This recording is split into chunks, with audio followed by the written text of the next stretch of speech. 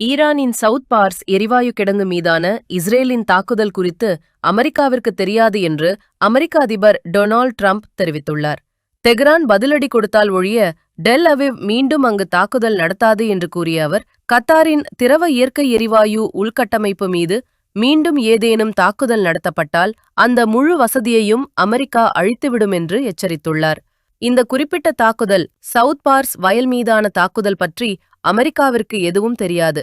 Qatar நாடு எந்த வகையிலும் இதில் ஈடுபடவில்லை அல்லது இது நடக்கப் போகிறது என்பது குறித்தும் அதற்கு தெரியாது என்று ட்ரம்ப் தனது ட்ரூத் சோஷியல் தளத்தில் எழுதியுள்ளார். இந்த தாக்குதல் குறித்து வாஷிங்டனுக்கு முன்கூட்டியே தெரியும், ஆனால் அதில் பங்கேற்கவில்லை என்ற முந்தைய அறிக்கைகளுக்கு முரணாக அவரது இந்த கூற்று அமைந்துள்ளது. உண்மைகளை புரிந்து கொள்ள தவறிய ஈரான், ராஸ் லஃபான் தொழில் நகரிலுள்ள கத்தாரின் LNG வசதியின் ஒரு பகுதியை நியாயமற்ற முறையிலும் அநீதியாகவும் தாக்கியதாக அவர் கூறினார். சவுத் பார்ஸ் மீதான இஸ்ரேலிய தாக்குதலை இஸ்ரேல் ஆத்திரத்தில் வன்முறையாக சீறியது என்று ட்ரம்ப் விவரித்தார். மேலும் அந்த வயலின் ஒப்பீட்டளவில் சிறிய பகுதி மட்டுமே தாக்கப்பட்டதாக அவர் கூறினார்.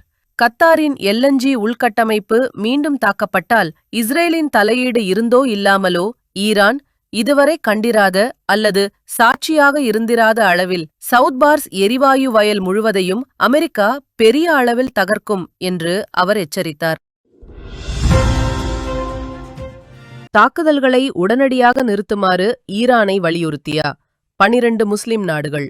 Qatar, Azerbaijan, Bahrain, Egypt, Jordan, Kuwait, Lebanon, Pakistan, Saudi Arabia, Syria, துருக்கி, ஐக்கிய அரபு அமீரகம் ஆகிய நாடுகளின் வெளியுறவு அமைச்சர்கள் ஈரான் தனது தாக்குதல்களை உடனடியாக நிறுத்த வேண்டும் என்று அழைப்பு விடுத்து ஒரு கூட்டறிக்கையை வெளியிட்டுள்ளனர்.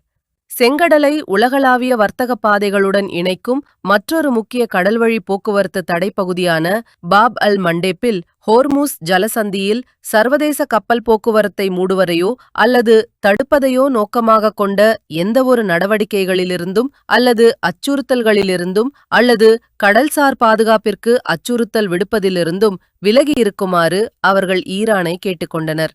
மேலும் லெபனான் மீதான இஸ்ரேலிய தாக்குதல்களை அமைச்சர்கள் கண்டித்ததுடன் அதன் பாதுகாப்பு, ஸ்திரத்தன்மை மற்றும் பிராந்திய ஒருமைப்பாட்டிற்கு தங்கள் ஆதரவையும் தெரிவித்தனர்.